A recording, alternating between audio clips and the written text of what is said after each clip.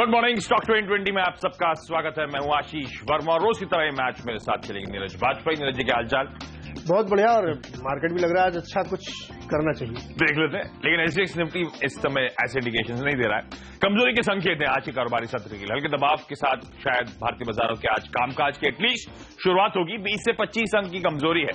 हालांकि एशिया में ज्यादातर मिला जुला कामकाज है। हल्के हरे निशान के साथ ट्रेड्स देखने को मिल रहे हैं। क्यों ये मिक्स्ड कामकाज हो रहा है? क्योंकि अमेरिकन मार्केट से बहुत कुछ क्लियर कट क्यूज नहीं मिले हमें, कल संकेत नहीं मिले। खासतौर पे अमेरिका में आपने देखा होगा एकदम सपाट कामकाज होता हुआ नजर आया था। ऐसा क्यों हुआ? क्योंकि वहां पे अर्निंग्स कई सारी कंपनी के नतीजे जो थे वो स्ट्रांग जरूर थे, लेकिन कच्चे तेल की प्राइसेस में जो दबाव देखने को मिला, वो जियोपॉलिटिकल कंसर्न्स जो हैं, कल जब अमेरिका कामकाज कर रहा था तो फिर से यूरोप से कई सारे आतंकी हमलों के थ्रेट्स आ रहे थे उस समय, तो वो भी अमेरिकन मार्केट पे हावी पड़े थे। और आज ध्यान रखें वहां पे फेड के मिनट्स आने, तो उससे पहले भी थोड़ा नर्वसनेस के साथ कामकाज था। पर यूरोप आपकी स्क्रीन पर आएगा नीरज जी। यूरोप लेकिन मायूस नहीं कर रहा है, बड़ा स्ट्रांग मूव था। यूरोप में जो है ऑटो सेल्स के नंबर काफी बेहतर दिखे। ये सरप्राइजिंग है कि जहां इतनी मुश्किल है वहां पे ऑटो सेल्स के नंबर बड़े बढ़िया दिखाई दे रहे हैं। इसलिए आप देखिए यहाँ पे एक तेजी का माहौल बनता हुआ दिखा है।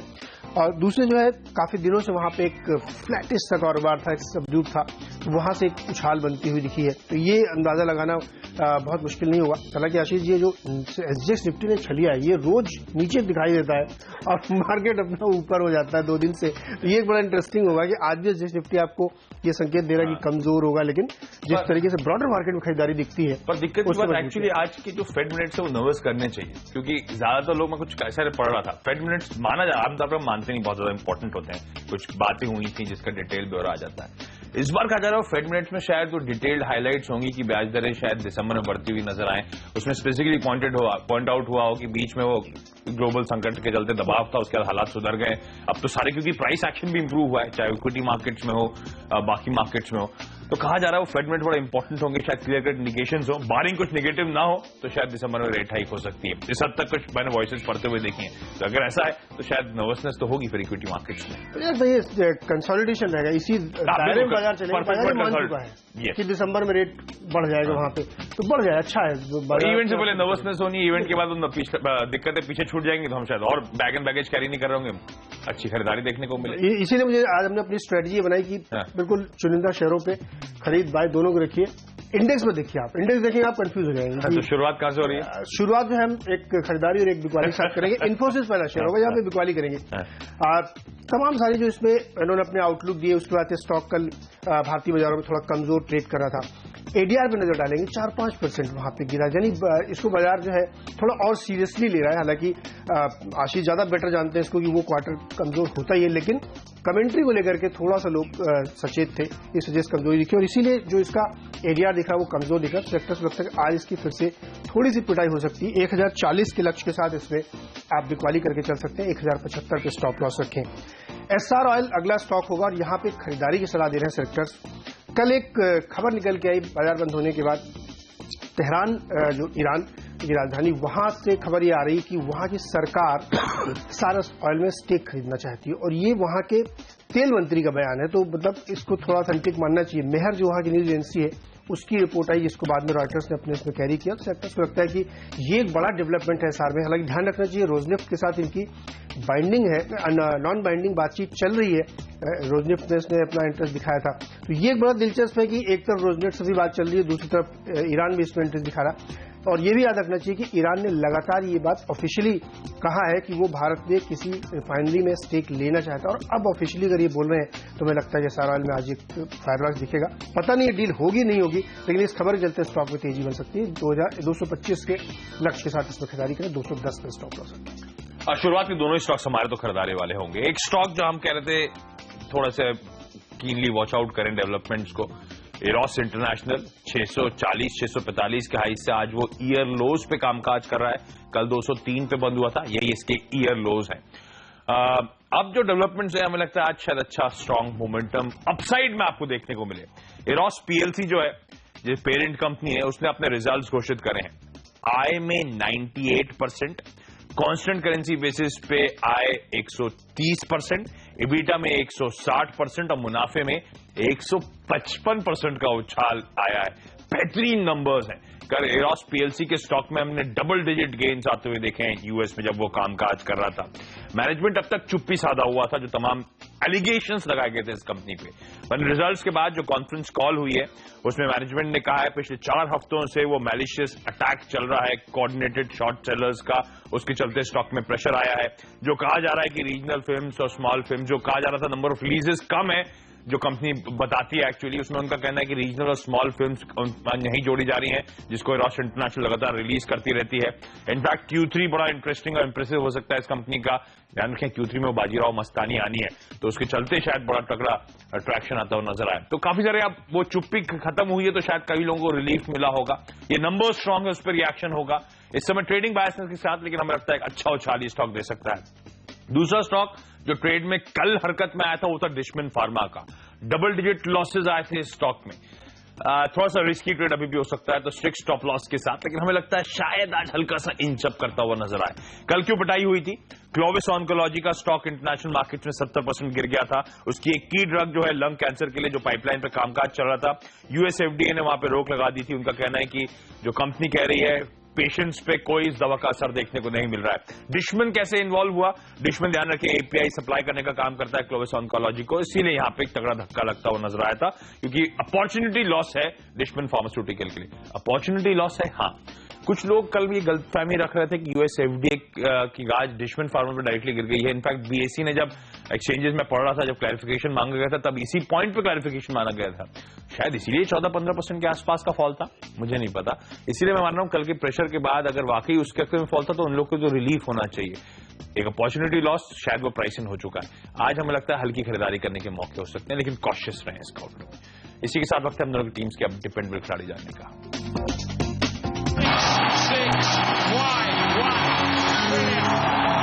ओरिएंट पेपर होगा डिपेंडेबल स्टॉक और यहाँ पे खरीदारी की सलाह सिलेक्टर्स दे रहे हैं आपको। कल भी हमने डिपेंडेबल में आपसे कहा था एक नया सेक्टर तलाश के लाए थे आपको SJVN, जहां भी बताया था पावर, वहां पे अच्छी तेजी देखने को मिली। आज ये स्टॉक सिलेक्टर्स को पसंद आ रहा है, खरीदारी करनी चाहिए। पेपर स्टॉक्स कल आपने देखिए तमाम सारे जो पेपर के दूसरे स्टॉक्स थे उनमें एक बड़ी रैली देखने को मिली। ये उतना अच्छा परफॉर्म नहीं करा, इसी सेक्टर्स को ढूंढते रहे हैं।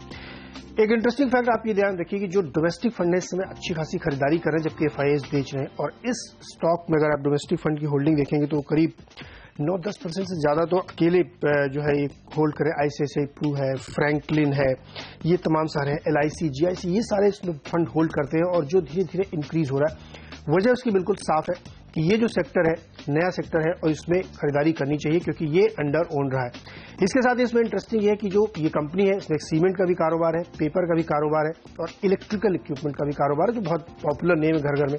खबर ये बहुत स्ट्रांग वजह कि इसका जो इलेक्ट्रिकल बिजनेस है उसको कंपनी डिमर्ज करना चाहती है। सीके बिरला ग्रुप की पेरेंटेज है और तमाम सारी रिस्ट्रक्चरिंग इसमें ऑलरेडी देखने को मिल रही है। सेक्टर्स लगता है अगर वो होता तो एक बड़ी वैल्यू अनलॉकिंग इस स्टॉक में आपको देखने को मिलेगी जो एक जबरदस्त इस स्टॉक को रीरेट कर सकती है।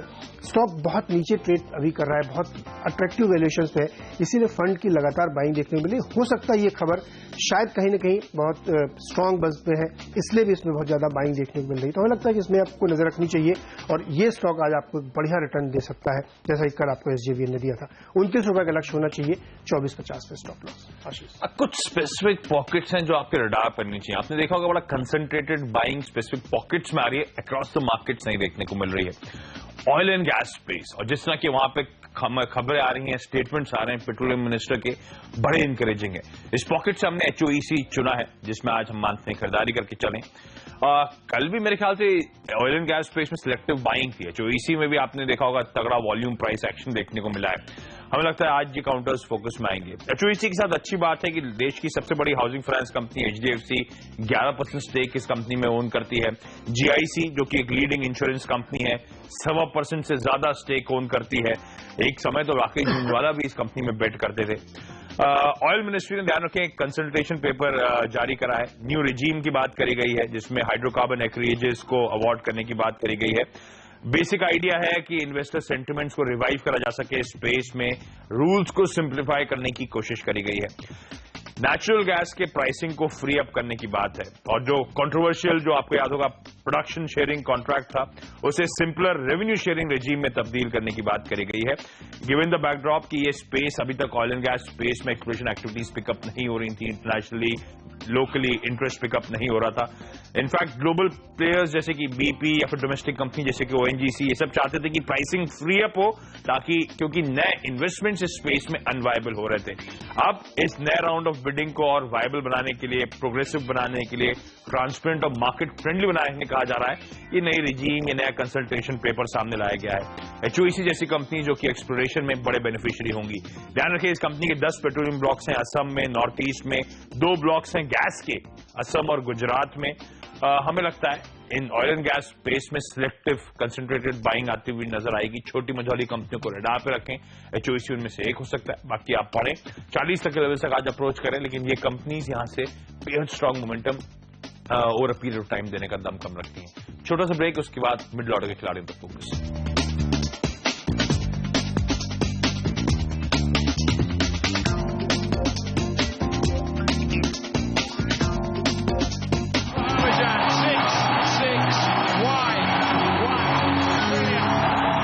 केनरा बैंक पहला स्टॉक होगा और यहाँ पे खरीदारी की सलाह दे रहे हैं सेलेक्टर्स, और इसमें करीब 1000 करोड़ के आसपास सरकार की तरफ से फंड इन्फ्यूजन की तैयारी हो रही है। खरीदारी की सलाह होगी, 286 का लक्ष्य होगा। NIIT यहाँ पे खरीदारी करिए, यहाँ पे भी एक स्टॉक बहुत बढ़िया पैटर्न दिखा रहा है, अच्छी खासी इसने तेजी अब तक दिखाई है, लेकिन वो तेजी और कंटिन्यू इसलिए रह सकती है क्योंकि जिन लोगों ने बेस्ट स्टॉक खरीदा बड़े चेनाइज वगैरह ने, वहां से कोई गुंजाइश नहीं है, वो आगे जाने की संभावना ज्यादा बनती दिख रही है। वैसे भी एजुकेशन ट्रेनिंग पे काफी फोकस है, 100 रुपए के लक्ष्य के साथ इसमें खरीदारी करें। फ्यूचर कंज्यूमर ये भी एक स्टॉक है, यहाँ पे रडार पे रखिए, बहुत बढ़िया मोमेंटम पे स्टॉक में दिखाया। हाल फिलहाल में जो तमाम सारे FDI में बदलाव किए गए उसका फायदा इस स्टॉक को मिलेगा। 24 का लक्ष्य होगा, 22 पे स्टॉप लॉस। मिडिल ऑर्डर में फोकस बिकवाली पर रहेगा। इन्फोसिस की आपने बात करी थी, इनफैक्ट माइंडट्री हमारे रडार पर है।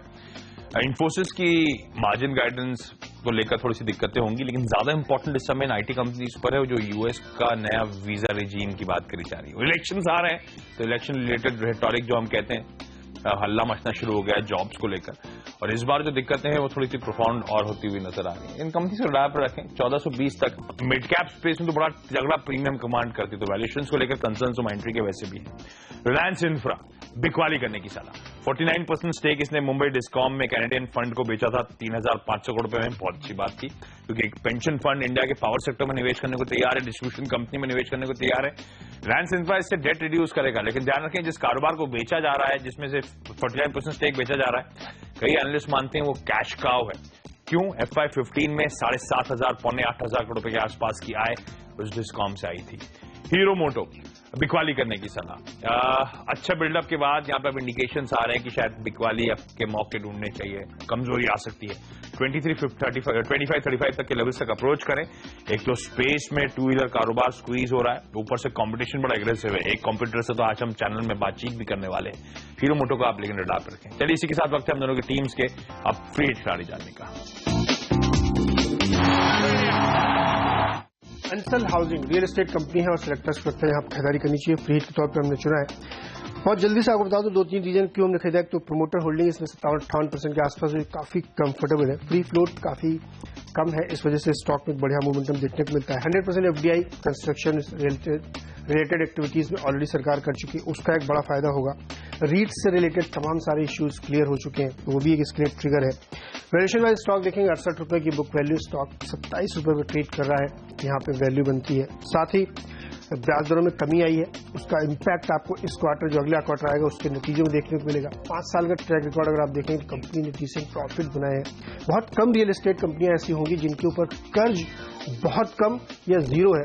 ये कंपनी वर्चुअली डेट फ्री है। तो सेक्टर्स लगता है ऐसी तमाम रियल एस्टेट कंपनियां आप देखिए बढ़िया रैली कर रही है, जहां पे डेट नहीं है, जो बहुत हैंगवा नहीं है, जहां पे बहुत ज्यादा इन्वेंट्री नहीं है, उसका फायदा से स्टॉक को मिलेगा। मेजर प्लेयर NCR के हैं, इसलिए सेक्टर्स को लगता है वहां पर नजर रखनी चाहिए।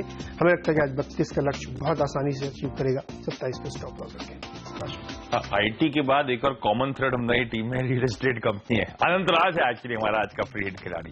एक NCR बेस्ड रियल्टी कंपनी है और 1100 एकड़ के आसपास की जमीन या लैंड बैंक है, जिसमें से 40% रेजिडेंशियल है। ये कंपनी क्लेम करती है कि दिल्ली में सबसे लार्जेस्ट, सबसे बड़े लैंड ओनर्स हैं। 500 एकड़ के आसपास दिल्ली में, और बचा हुआ जो 500 एकड़ है 50 किलोमीटर की जो फेरीफेरी होती है दिल्ली के आसपास की, उसमें पूरा लैंड बैंक मौजूद है इस कंपनी का।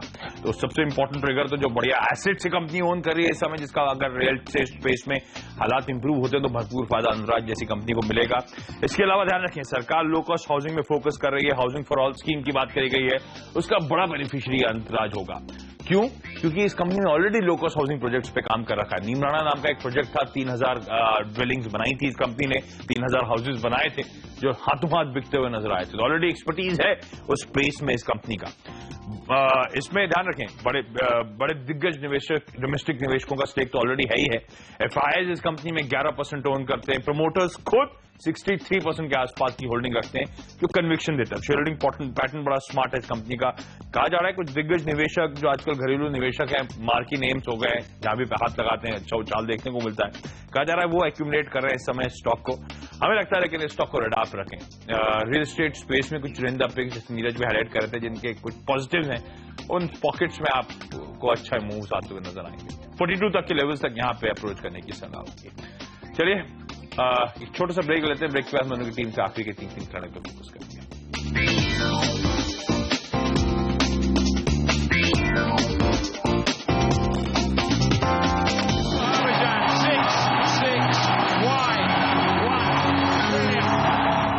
ब्रेक के बाद आपका स्वागत है। वक्त है आखिरी के 3 खिलाड़ी जानने का, और एक ही थ्रेड के तीनों खिलाड़ी हैं रेलवेज। ध्यान रखिए, सुरेश प्रभु साहब के आने के बाद बड़ा कन्विक्शन हमारा तो बड़ा था रेलवेज को लेकर। उसके बाद रतन टाटा जी चेयर करने लगे रेलवे के जो कायाकल्प काउंसिल था, तो कन्विक्शन और बढ़ गया था इस स्पेस में। पिछली बार बजट में आपको याद होगा कोई बिग बैंग अनाउंसमेंट्स नहीं हुए थे, कोई नई ट्रेन्स का अनाउंसमेंट नहीं हुआ था। जो पुराने मिनिस्टर्स की प्रोमिसेस थी उसे फुलफिल करने पर मेरे ख्याल से प्रभु साहब ने फोकस करा था। इस बार भी तमाम कॉन्स्टिट्यूएंसीज जो है उनकी अपीजमेंट वाली पॉलिटिक्स शायद ना हो, फाइनेंशियल आउटलेस पर फोकस हो, रेलवेज को पॉलिटिकल पॉपुलिज्म जो हम कहते हैं उसके बाहर लाने की लगातार कोशिश है। फाइनेंसेस, फंडिंग काफी हद तक रेलवेज की इन प्लेस है, तो कुछ बड़ी अनाउंसमेंट्स आप इस बार एक्सपेक्ट कर सकते हैं। टीटागढ़ वैगन्स खरीदारी करने की सलाह, साल के हाई से 175, 107 के आसपास कामकाज कर रहा है। क्यू ऑन क्यू इस कंपनी के तिमाही दर तिमाही एफआईआई का स्टेक 4.25% से बढ़कर 6.25% पे पहुंच गया है। डीआईएस का स्टेक 12.5% से बढ़कर 19% पे, ये सिर्फ एक क्वार्टर का इंक्रीज बता रहा हूं। रेलवे बजट के लिए सब पोजीशन कर रहे हैं अपने आप को। टेक्समैको रेल, इस कंपनी में भी 171 के हाइस थे, 127 पे कामकाज है। प्रमोटर्स का 55%, एफआईआईज का 11%, डीआईआई 23% स्टेक लेकर इस कंपनी में बैठे हुए हैं। और पिन्नार इंडस्ट्रीज एक अच्छा बिजनेस मॉडल, 71 के हाइस थे, वहां से कहीं नीचे कामकाज कर रहा है, ऑलमोस्ट ईयर लोस के आसपास। इसको भी रेड ऑफ रखना चाहिए। जी, टाटा मोटर्स मैं कह सकता हूँ कि पिछले 1-2 महीने का भारत का सबसे पसंदीदा शेयर ये बन चुका है, और जिस तरीके से खरीदारी इसमें देखने को मिल रही है वो सिग्निफिकेंट है, इसलिए खरीदारी सलाह होगी। 418 का लक्ष्य रखें, जो 32% की रजिस्ट्रेशन सेल्स दिखाई पड़ी, जो बहुत इंपॉर्टेंट है इस स्टॉक के लिए। कावेरी सीड्स, कल इसमें एक बड़ा उछाल आया था, लेकिन सेक्टर से लगता है हर उछाल बिकवाली का एक मौका होगा। शॉर्ट करिए, 405 का लक्ष्य होगा। और गेल, ये भी स्टॉक एक बहुत किसी फंडामेंटल बदलाव के स्टॉक में कल एक अच्छी रैली 4-5% देखने को मिली थी, ये भी फिजल आउट होगी, तो शॉर्ट करने की यहाँ से होगी। 295 के लक्ष्य के साथ बिकवाली करके चले। पूरी टीम पे एक बार जल्दी से नजर डाल लेते हैं। एसआर ऑयल तेहरान इसमें स्टेक खरीदना चाहता है, हालांकि कंपनी मना कर रही है, लेकिन स्टॉक में रनअप देखने को मिल सकता है। इन्फोसिस एडीआर में काफी कमजोरी देखने को मिली कमेंट्री के बाद, तो बिकवाली करके चले। यहाँ पे ओरिएंट पेपर्स, एक वैल्यू अनलॉकिंग की खबर चल रही है, इस वजह से सेक्टर सुरक्षा यहाँ पर खरीदारी की सलाह बनती है। केनरा बैंक फंड इन्फ्यूजन सरकार की तरफ से 950 करोड़ का, वो इसके लिए ट्रिगर होगा। एनआईआईटी और फ्यूचर कंज्यूमर एंटरप्राइजेस, ये दोनों ही स्टॉक वैल्यू पिक के तौर पे सामने आए। अंसल हाउसिंग एक बेस्ट रियल एस्टेट पिक है, सेक्टर सुरक्षा खरीदारी करनी चाहिए। टाटा मोटर्स बेहतरीन नंबर्स, आप मंथली देखिए या जो भी देखिए, वो इसकी वजह से खरीदारी की सलाह होगी। लेकिन कावेरी सीड्स और गेल कल के उछाल में जो ये स्टॉक चले थे, आज हमें लगता है प्रॉफिट बुकिंग होगी, दोनों में ही बिकवाली की सलाह होगी। हमारी टीम पे नजर डाल लीजिए, खरीदारी पर ज्यादा फोकस है। एरोस इंटरनेशनल, एरोस पीएलसी के बेहद स्ट्रांग नंबर्स, मैनेजमेंट अपनी चुप्पी जो थी उसके बाहर आया है, क्लैरिफिकेशंस दिए हैं, शायद स्टॉक में अच्छा मूव आए।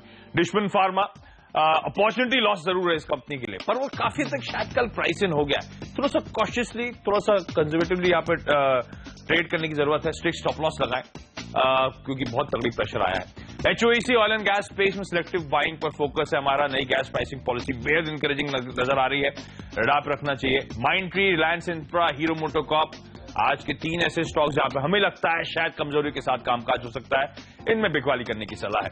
Anantraj Delhi based NCR based real estate company, huge land bank है। रियल एस्टेट स्पेस में पिकअप का सबसे ज्यादा फायदा शायद इस कंपनी को मिलता हुआ नजर आए। रेलवे स्टॉक्स पे आज हमने खासतौर पे फोकस करा है। रेलवे स्टॉक्स में इंटरेस्टिंगली अगर आप माइन्यूटली देखेंगे तो कई सारे स्टॉक्स में तो एफआईएस डीआईएस लगातार स्टेक बढ़ाना शुरू कर चुके हैं ऑलरेडी। टीटागढ़ वैगन्स, टेक्सटाइल और पिन्नार इंडस्ट्रीज, तीनों में खरीदारी करने की सलाह। चलिए, हम दोनों की 10-10 की टीम पूरी हो चुकी है। उम्मीद करते हैं आज का ट्रेडिंग सेशन आपके लिए अच्छा रहेगा, लेकिन हम दोनों को दीजिए इजाजत। वक्त तो चला एक छोटे से ब्रेक का। आप बने रहिए सीएनबीसी नेटवर्क के साथ। नमस्कार।